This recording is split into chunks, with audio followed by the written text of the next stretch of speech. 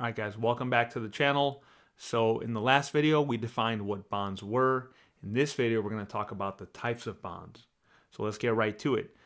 Besides, corporations, who else can issue bonds?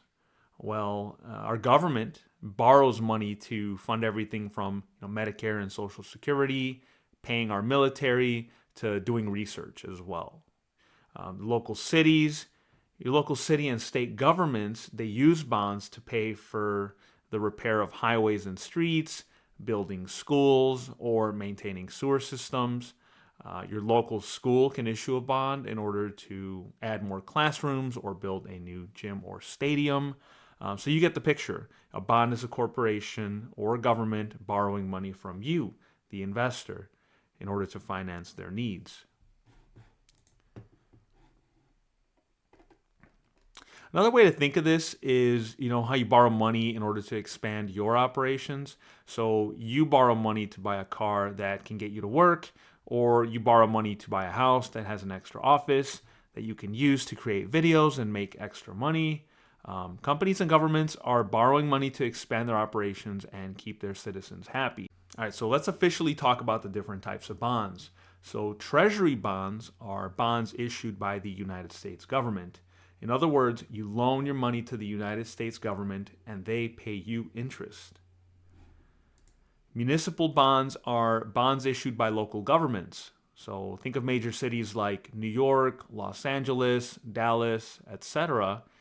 You're borrowing your hard-earned money to your local government so that they can pay police, provide trash services, build schools, fix roads, etc. So municipal bonds come in two flavors. So one is general obligation bonds. And what that means is that they're going to pay back the money with taxes raised in the local community. For example, if your local town is going to expand their sewage system and they raise bonds to do it, they'll pay back the interest and principal on these bonds by the taxes they collect from their citizens. Revenue bonds, on the other hand, they pay back their debt by the revenue that they collect. So if your city constructs a new tollway or stadium, then they'll pay back the money with the tolls collected or from the drivers or from money from ticket sales in the stadium. Because of the dependency of needing to sell, revenue bonds are riskier than general obligation bonds. Because taxes are mandatory, ticket sales are not. With corporate bonds, you loan your money to businesses so they can open new factories, pay for research to invent new products, and other things like that.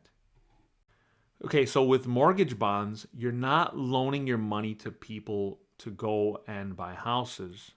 With this type of bond, as people pay their house off, you collect interest payments. So they call these collateralized debt obligations, which I'm not going to go into that much further because I'm not an expert in that. There was a movie called The Big Short that discussed this a little bit more in detail. So if you want to watch that, you probably have watched that if you're watching this video. But yeah, convertible bonds are a type of bond that can be turned into shares of stock of the same company. So a bond that can turn into a stock. For example, if Walmart issues a convertible bond, you can turn that bond into shares of Walmart stock. Now, why would you want to do that? Well, let's say Walmart, the bond, pays 2% interest for 5 years, but recently Walmart, the stock, has been going up 5% per year. Well, then you want to convert it to stock so you can profit from the growth. It's a little more complicated than that in real life, but you get the general idea. Now, one thing to consider with convertible bonds is, I have a special type of bond that can turn into a stock. It's probably not going to pay as high of an interest rate as a regular bond, so keep that in mind. As the name implies, international bonds are issued by countries, governments, or corporations outside of your country. One thing to look out for is, how safe are bonds from the country or government that you're looking at. Buying bonds from Greece in 2014 was a very risky thing to do, as Greece was defaulting on bonds they had issued previously. And by defaulting, I mean that Greece was going bankrupt. They could not pay back the bonds, so That's what I mean by defaulting. Now, TIPS stand for Treasury Inflation Protected Securities. These types of bonds are issued by the United States government. These bonds are meant to pay you interest that actually rises with inflation. So if inflation grows at an 8% an 8% rate per year, then this bond will also pay you 8%. If inflation grows 2%, this bond will pay you 2%.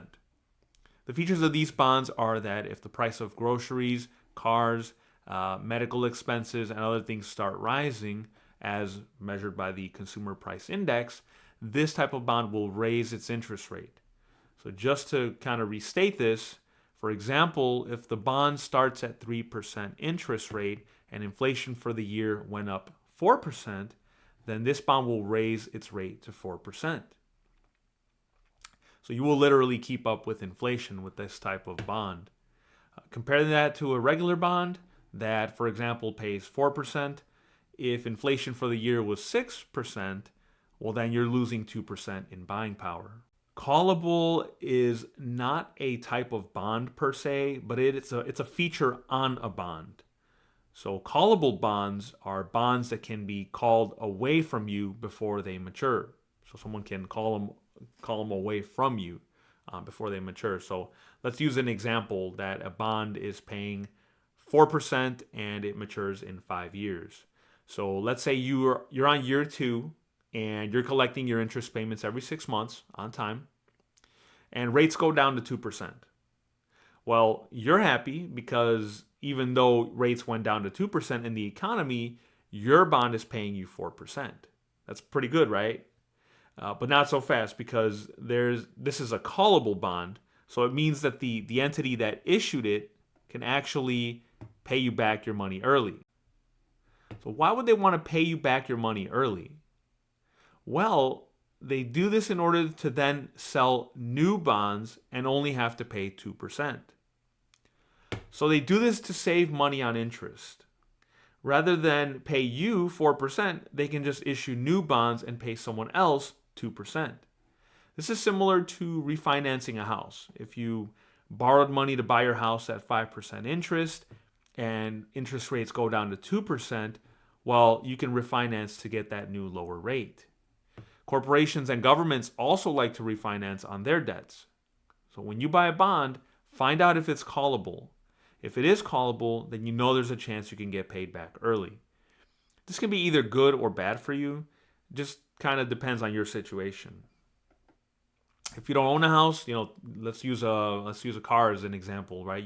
You buy your car, you get a 5% interest rate, and then rates go down to 2% or 1%, right? We get another pandemic or something happens. You're going to want to go to the bank and be like, hey, I want to pay that 2%, that 1%. I want to refinance. The government does the same thing, right? But doesn't the government set the rates? No, they don't set the rates. So it's the Federal Reserve that sets the rates. They're separate. So you got the United States government, then you got the Federal Reserve. The Federal Reserve is the one that lowers the rates or increases the rates in the economy. So when the government sees that the rates are going lower, they're like, hey, let's just pay back all of our bonds that we have out there right now, pay them back, and let's sell new bonds in the economy at a new lower rate. So that's kind of the thing with when it's called a callable bond. It's not just the government that can do that. It's the corporations can do that too. So like I said, pay attention, see if it's a callable bond or not. If it is callable, find out when they can pay you back. So that way you can anticipate that, in a year or two of this 10-year bond, I may get all my money back. So just kind of pay attention to that. All right, junk bonds. No, these aren't bonds from companies that take your trash out. These are bonds from companies or governments that have low credit scores. A bond rated as junk is a very risky bond to invest in. Typically, companies that are about to go bankrupt are issuing junk bonds. So I would think of junk bonds kind of like low credit scores. When you have a low credit score, you have to pay a higher interest rate than someone who has a high credit score. So they call that a credit rating. Walmart will have a higher credit rating than, say, like a small company called AI Drone Marijuana Company that hasn't been able to pay their debt back in a long time. So what this means for you is that if you invest in bonds rated as junk bonds, you're going to be paid a higher interest rate than if you had invested in regular bonds from higher rated companies. With this higher interest rate comes a higher risk of losing your principal if the issuer actually defaults or goes bankrupt. Default, bankrupt, same thing. So that covers that. That covers the type of bonds. In the next video, we're going to talk about the terms of a bond and the maturity of a bond. So stick around, hit that like and subscribe so that way you can follow all these videos and we can learn together. And I'll see you guys in the next video.